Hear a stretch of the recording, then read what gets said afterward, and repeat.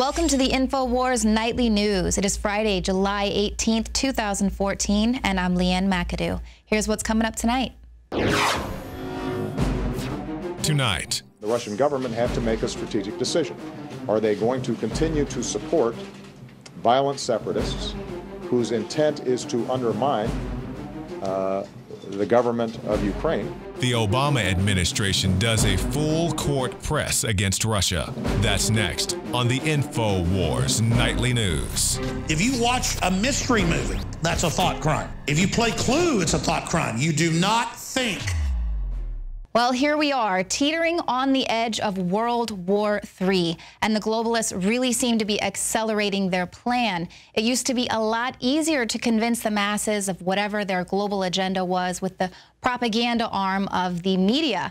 But nowadays, it's a lot easier for people to access information, access the truth.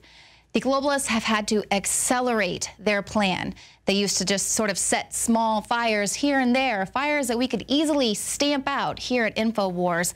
But now they're just going to go ahead and set the whole world on fire all at once. It's the wars and the rumors of wars that you've been warned about for ages. Now, within just 24 hours of the deadly attack that took down a Malaysian airliner, the Neocon wing of the establishment has already decided that Russia is to blame, and they're already rolling out their plans to exact punitive sanctions. If it is a result of either separatist or Russian actions mistakenly believing that this was a Ukrainian warplane, I think there's going to be hell to pay, and there should be. There does seem to be some growing awareness that it probably had to be Russian insurgents. Now, how we determine that will require some forensics, but then if there is evidence pointing in that direction, the equipment had to have come from Russia. Either the missile came from, it's a missile that came from Russia, or it was from the separatists, and it's a Buke-style missile. I mean, this came from Russia. Russia has their fingerprints all over it either way. We will continue to make clear that as Russia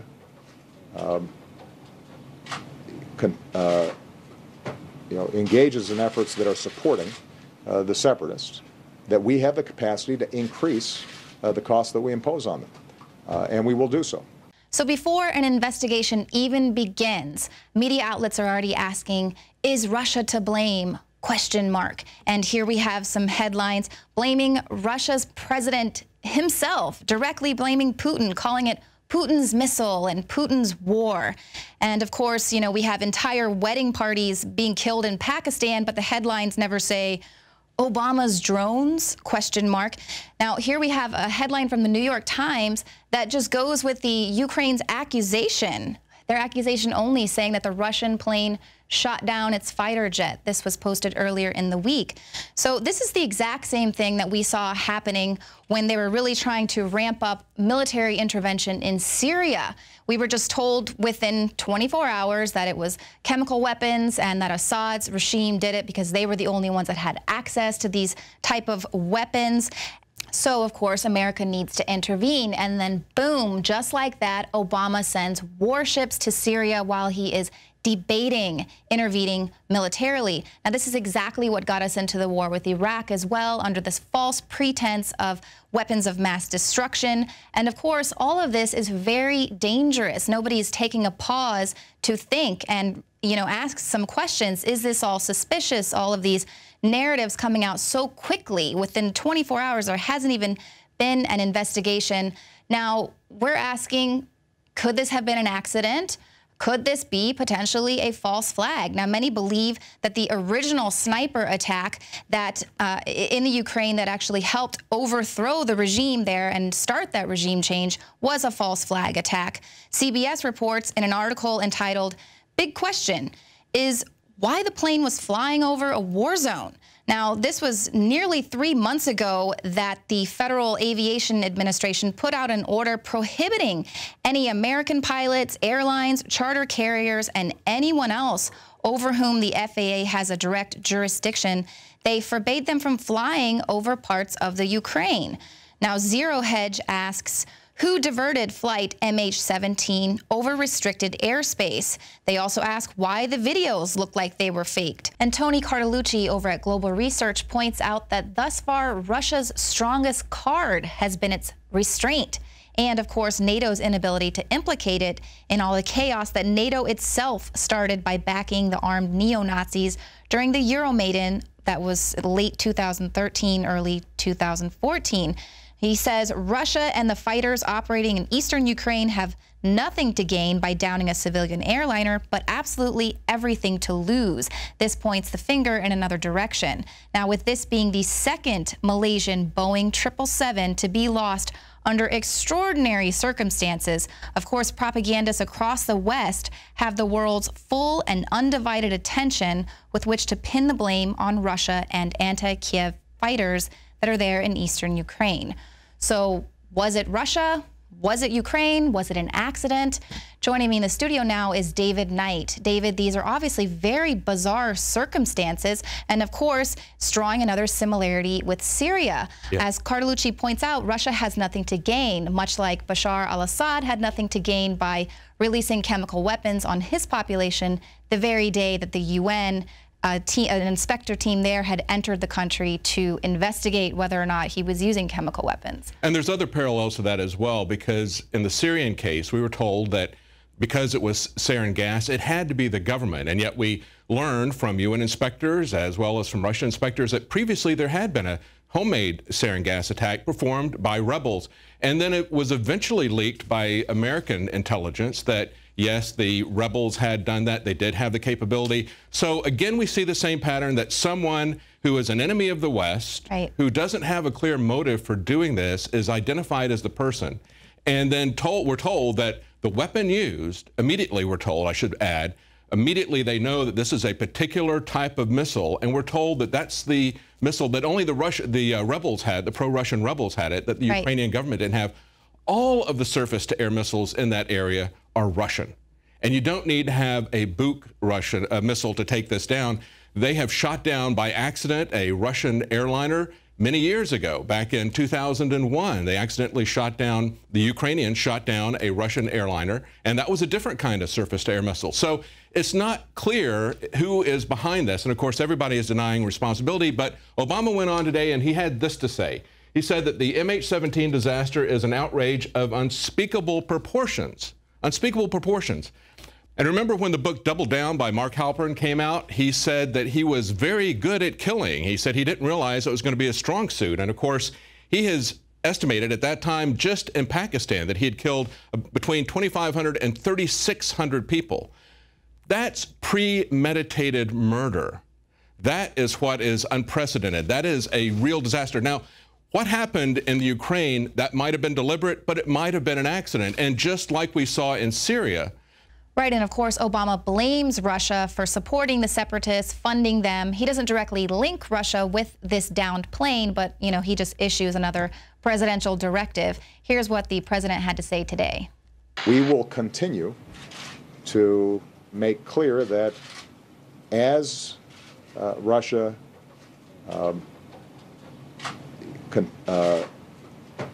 engages in efforts that are supporting the separatists, that we have the capacity to increase the cost that we impose on them, and we will do so.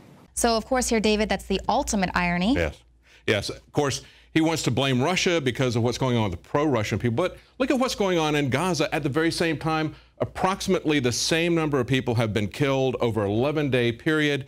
Now we have, after the invasion, 40,000 displaced Gazans. And of course, Israel has its first casualty as well from friendly fire. So it's very selective, the moral outrage. I'm reminded of what happened a little over 100 years ago when we had Remember the Maine. You're using the same tactics. Remember Ukraine. We see that the most mainstream of mainstream media, back at the time they were starting to try to build up a force to go to Cuba, it was Joseph Pulitzer as well as William Randolph Hearst who were pushing the nation into war and doing it with the sinking of a ship that people to this day in Cuba still believe that that was a false flag. They still don't believe that they had anything to do or the Spanish had anything to do with sinking that. They believe that was done to pull the nation into war. Now, that was called yellow journalism, very sensational. This is a cartoon from the time, an illustration, and what they were telling people was that Cuban authorities were strip searching American tourists looking for messages from terrorist Americans. Now, these parallels what's going on with the TSA stripping us of our shoes, many cases our clothes, looking for terrorist messages. But of course, the American public is no longer outraged about that like they were 100 years ago. But a good example of this is the way the Daily Mail has pulled all this together. And I don't want to single out the Daily Mail because this was done immediately by CNN, by Fox News. They were feeding us the information coming from the American government, from the British government, saying this is a Buk missile, a specific type of missile. Now, it's absolutely ridiculous that they're getting to this level. They do have some recordings in there that have also been put up, and they purport to capture 3 separate conversations between pro-Russian separatists, rebels in that area. They even have the identity of these people, and they have them spaced out over a period of time where they're talking about, we shot a plane down, and then they go to the site and they say, oh, it was a civilian airliner, and look at all the women and children's bodies here. It sounds like it's propaganda. There's nothing but an audio tape, and of course, as I said, they have the people who were supposedly making this audio tape identified by pictures. That was released by Ukrainian security forces, essentially their NSA or their CIA. Now, if it were really the case that they knew that much about the pro-Russians, that they were monitoring all of their conversations, that they could identify all these guys' voices, I think that the war probably wouldn't be going on still at this point. But then they even have contradictory evidence. One of the items down here says that they reported on RIA Novosti, a Russian source, they reported several minutes before it was actually shot down that it had been shot down. Now, we've seen this type of thing before, again, with time and date stamps. This is different, Leanne, from the time and date stamp that was on the video. When you have a website, those time and date stamps can get confusing. But there's other smoking guns. The real smoking gun is, why were they in this area in the first place? As we pointed out on the Alex Jones show earlier today, the FAA had prohibited anyone from flying over that area since April the 3rd. It turns out that the European agency that controls flights had also put out a restriction over that area, but they actually hadn't totally prohibited it. Well, that's exactly right, David. Now, the media has always been the propaganda arm of the war machine. Now, let's take a look at an excerpt from this video that Paul Joseph Watson uploaded earlier today from Infowars.com. It shows another peculiar occurrence. One of the issues that's been raised with this video is that it appears to have been created the day before the Malaysian Airlines flight went down. According to this timestamp, which is linked on a livejournal.com website, again, unconfirmed, but it's now being widely reported by outlets such as Zero Hedge. And here we see the fact that the video was uploaded originally by the Ukrainian government in the early hours, the early minutes of the 18th last night. But if you actually go into the encoding information of the video file itself, which of course is the same for virtually any file on a computer, you can go and see when it was actually created. That gives us the date of the 16th, the day before the Malaysian Airlines flight was shot down.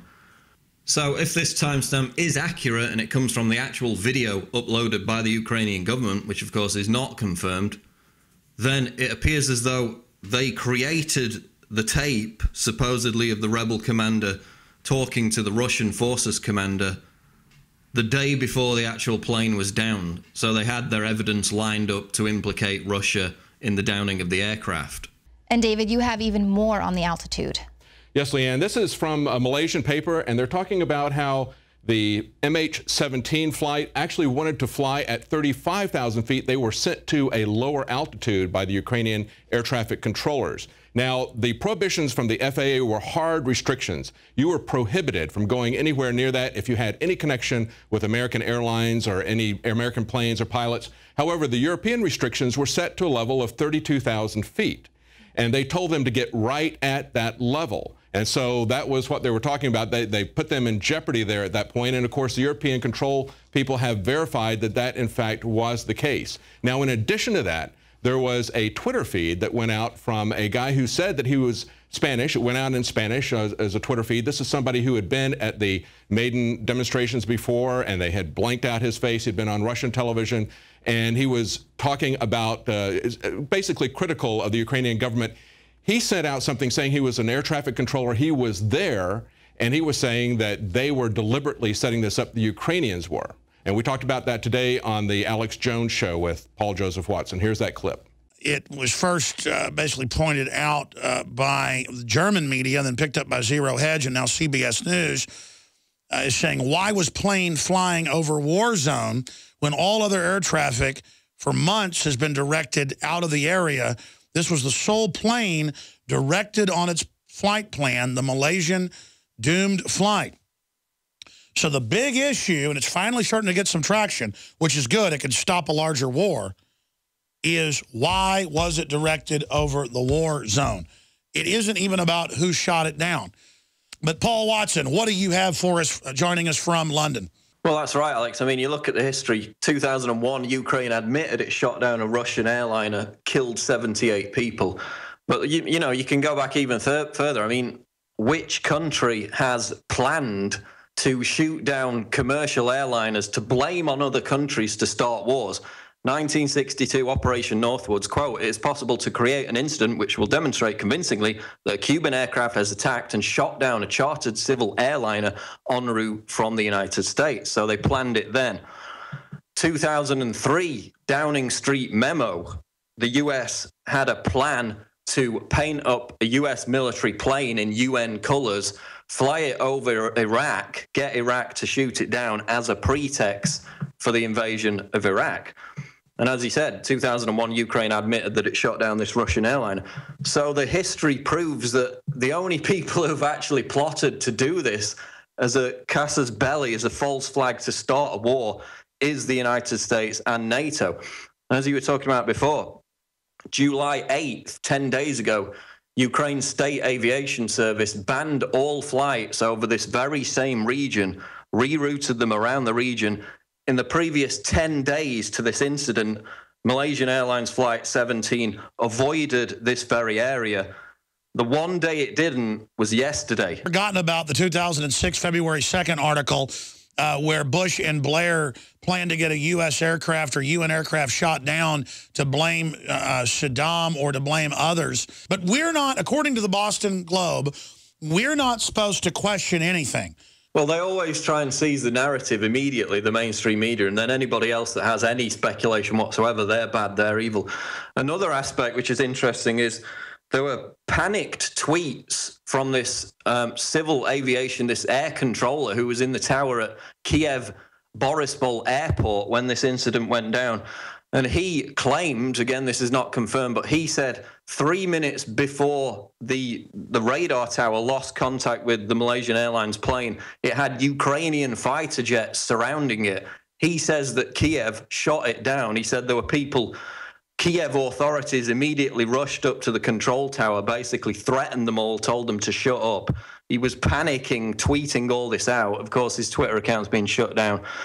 But he was in the actual control tower saying, this is Kiev that shot the plane down. They're threatening us, and then he went. And who controls Twitter but the CIA and the State Department on record with the Library of Congress? And notice they were in the headline Monday saying, we don't want to let ISIS be kicked off Twitter. Let them recruit on there. So ISIS, with all these heat-seeking missiles, is allowed to be on Twitter. But the people in Ukraine who are reporting what happened, they're not allowed to be. And the other issue, Alex, is U.S. says evidence points to pro-Russia separatists in destruction of Malaysian plane. This New York Times headline. So now they're saying that these rebels had access to the Buk missile system, which is the only missile system in that region that could have shot down this plane. That's not what Ukraine's prosecutor general said immediately after the incident, according to the BBC. The military, the Ukrainian military, told the president after the passenger plane had been shot down that the terrorists did not possess our Buk missile systems. So this whole premise is based around the notion that these separatists had access to this sophisticated radar missile system. Let's detail the actual sources on this from the EU and the FAA on the bans that took place in the last few months in that sector where this plane was directed to fly. Alex, the FAA put out a statement, a press release today, reminding people that back on April 3rd, and we covered this last night in the Nightly News. I mean, we already knew this. We covered it last night, but they reinforced it today, saying back on April 3rd, the FAA issued a notice to airmen. And what that notice is, I've got the notice right here, it is a special federal aviation regulation prohibiting all aircraft, U.S. commercial operators from entering that space, anybody that has a certificate issued by the FAA, and all operators of any U.S. registered aircraft. The only exceptions they give, of course, are to U.S. government-sponsored operations and activities. But basically, this is a blanket prohibition, and at the same time, the UN did the same thing through the International Civil Aviation Organization. On April 3rd, they also warned all airlines to avoid that area. Now, you lose your license if you fly over where they say. I mean, my dad's a pilot. Yeah. I mean, we'd be coming up against huge, deadly storms. He'd have to land at some airfield because he couldn't go around the storm and couldn't fly over a military base. That's right. I mean, you don't fly over these designated areas. That's right. It's a regulation. It's a prohibition. Now, one of the things we're talking about, this missile system, remember that back in October 2001, when the Ukrainian government actually did shoot down an airliner, they said it was by mistake because they were having naval operations, very similar actually to TWA Flight 800, what people believe happened with that. And even though, we covered this last night, even though there were over 750 eyewitnesses to that attack, including pilots, people on the ground said they saw a missile, the CIA and the FBI went around and confiscated all that information. Well, it was about a year ago that this all surfaced on the news because that documentary came out about that. And actually, Anderson Cooper on CNN had said, you know, this is the 1 year, this is the anniversary. It was in 1996, but it was on July 17th that the TWA Flight 800 was shot down. He said that, and then he had to do a retraction. So we played that retraction, said, no, I didn't mean to say it was shot down. Actually, the fuel tank blew up, and that caused it to blow up in mid. And by the way, mainline reporters snuck in, tested it. It was hit by continuous rod warhead, as General Parton, who developed the weapon, said on my show back at the time. Oh, yeah. And it's well known that that aircraft was blown up during a naval drill. Yeah. And they had over 1,000 men and women on helicopters and ships who they had to gag in the military. Yes. It was a it wasn't just Navy involved, who saw multiple missile trails. Yes. I mean, they blew the plane up in front of thousands. And you've got national traffic safety investigators said that they were lied to by the FBI. You got others who said that they got evidence that there were explosives. But you're not supposed to question that. Right. I mean, it doesn't matter if the people on the ships and the helicopters all saw it. It doesn't matter if General Parton said that, you know, they saw the photos of the reconstructed plane. It was you could see where the missile hit. Yes. But that was done with a different kind of missile. They don't need to have a Buk missile. That was done with an SS-20. No. Only Buk missiles. Yeah. Only Buk missiles. All about that on CNN. They kept showing all the stats about it. Only Russia can shoot down aircraft. That's right. No one else. That's right. No one. And we've learned more about this since then. And of course, this just highlights how much information and disinformation is out there. Of course, the first casualty of war is truth. And this is what we're now hearing from Carlos, who was on his Twitter account. He said Kiev authorities were trying to make it look like it might be an attack by pro-Russian forces. He said the Ukraine military had taken over the air traffic control tower in Kiev, and before the airliner was shot, and it was shadowed by 2 Ukrainian fighter planes, and that a military report indicated that the missile's firing location had been traced back to an area that was not in the rebel zone. Now, in that earlier story we saw from the Daily Mail, we see that the UK intelligence forces say exactly the opposite, that they have traced it back to an area that was in the rebel zone. So claim and counterclaim. What is true, however, is that they immediately took down his Twitter account. And as Alex pointed out earlier today, they don't do that to ISIS or to IS or whatever they want to call themselves right now. They let them keep that up there if it's useful. But if it's not useful, if it says a different version of what the official story is, they will take it down, Leanne. Right, and in light of everything we've learned this week, just with Snowden's latest revelations, I mean, we've been reporting on this for years about how the government and spy agencies are able to tap into social media and affect things there. Well, now we have confirmation with Snowden's leaks saying basically that these spy agencies have all sorts of nefarious tactics they can use to distort online polls. And here's the dangerous thing. If we take it as a given that the NSA knows everything and is watching everything, then it makes it very easy for them to plant disinformation and have everybody believe that they just simply intercepted it. Like that intercepted communication that was put out there by the Ukrainian NSA saying, yeah, we have 3 separate conversations between 3 different groups of people, and they're confirming exactly what we said, that they shot it down, that even if that were true, they shot it down by accident. Are we going to allow them to push us into war over something that may have been an accident, may have been shot down by either side? We don't really know.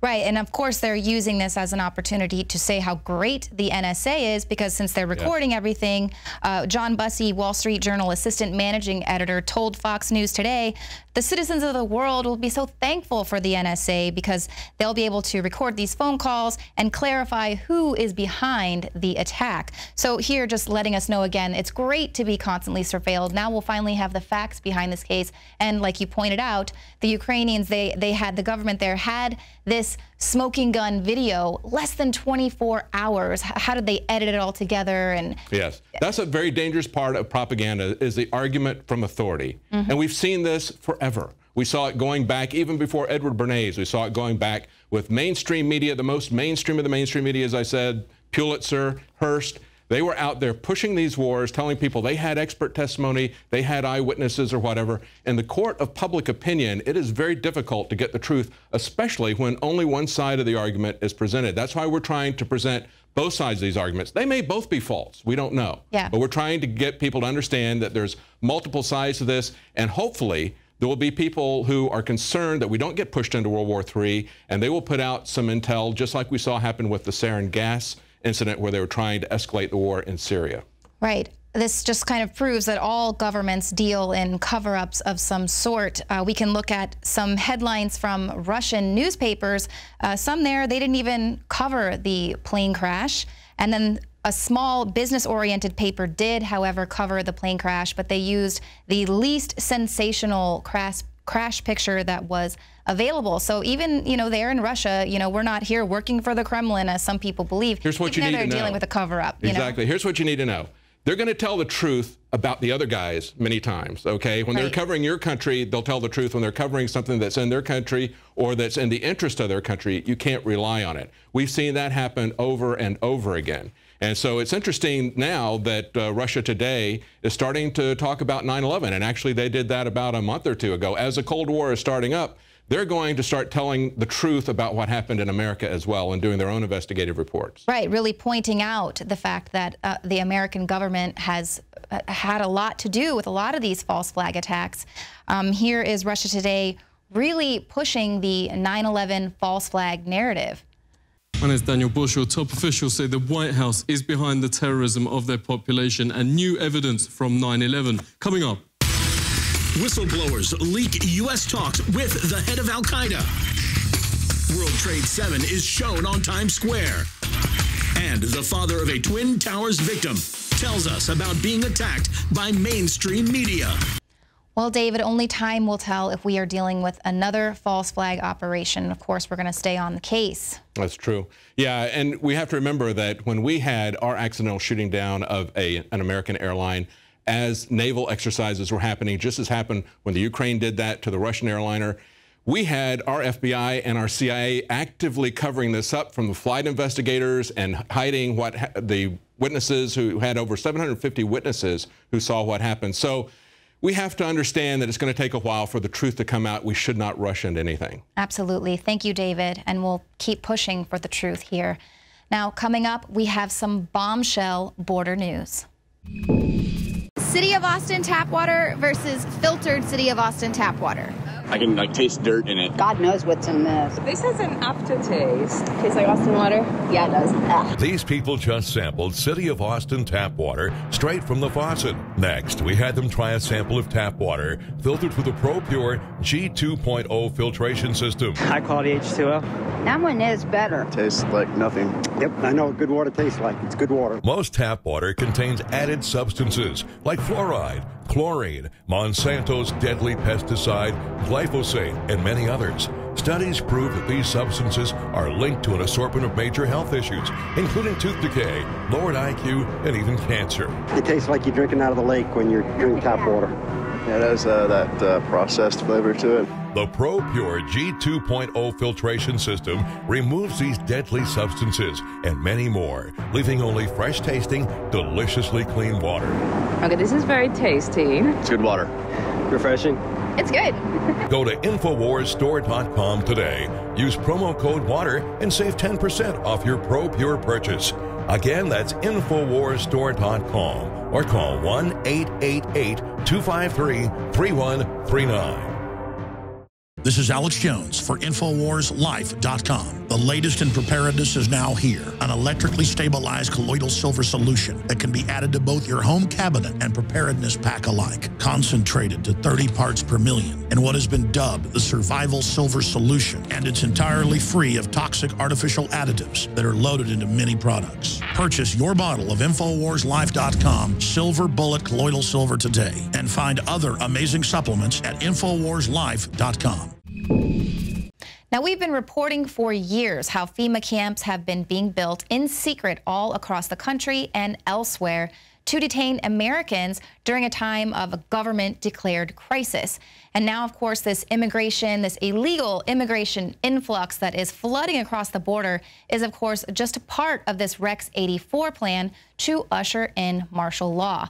Now, we talked about this last month. Did FEMA anticipate this crisis? Is that why they were making all those unprecedented requests for those 24-hour emergency supplies? They were asking for blankets, temporary shelter, emergency assistance for food, bulk hygiene kits, and then, of course, things to take care of any waste. Now, of course, we just asked if it was a question, but we know the answer to that. Of course, FEMA anticipated this crisis, and now with some bombshell proof, our reporters were there to witness firsthand FEMA vehicles spotted parked outside one of these illegal alien shelters in McAllen, Texas.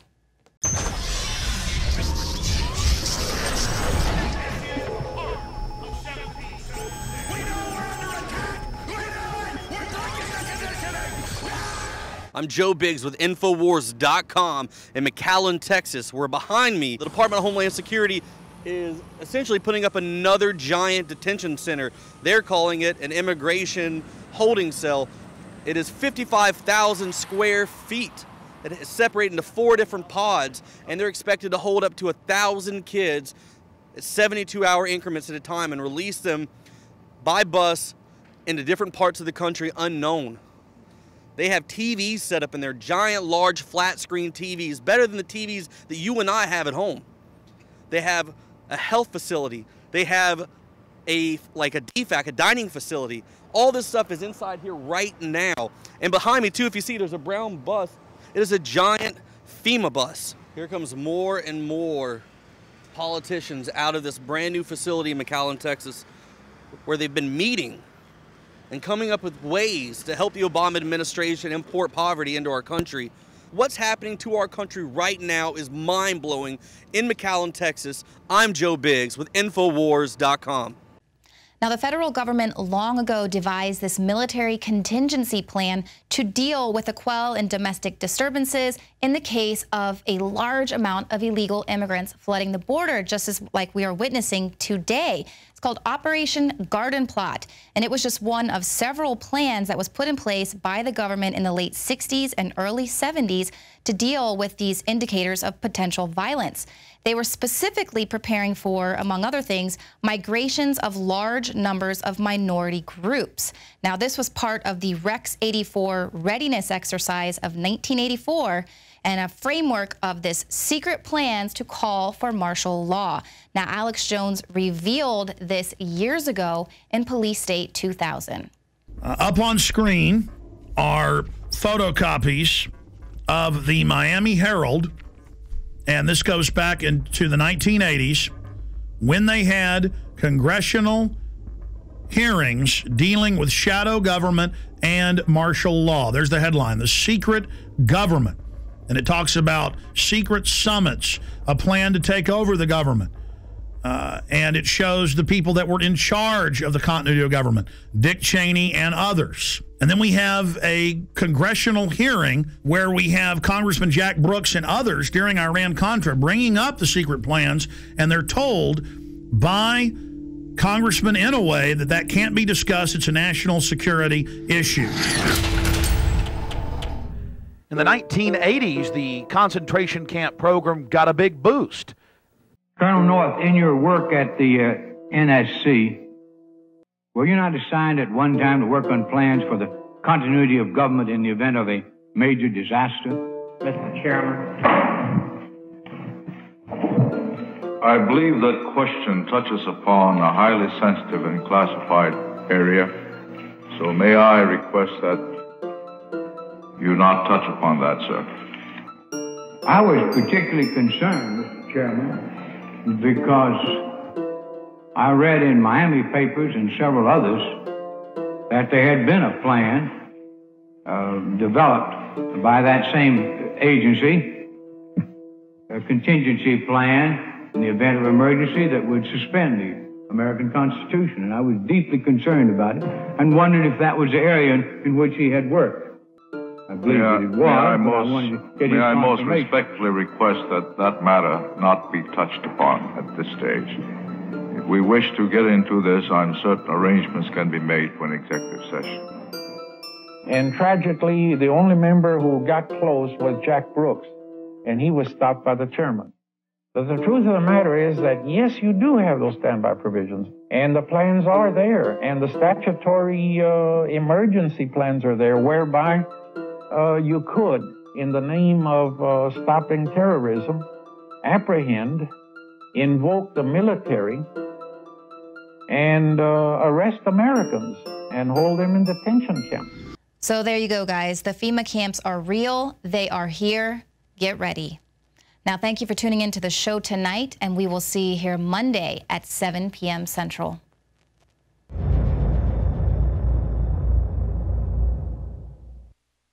You've experienced and heard about the benefits of super male vitality. Now, the new formula has arrived. Introducing the new Super Female Vitality. I have specifically designed this formula to help the body naturally regulate itself without the use of artificial hormones. Key ingredients chosen from the highest quality sources. Secure your Super Female Vitality today from our limited stock at InfoWarsLife.com. You are watching the InfoWars Nightly News, which airs 7 p.m. Central at InfoWarsNews.com. Members can share their passcodes with up to 11 other people, and your support is helping us defend liberty worldwide.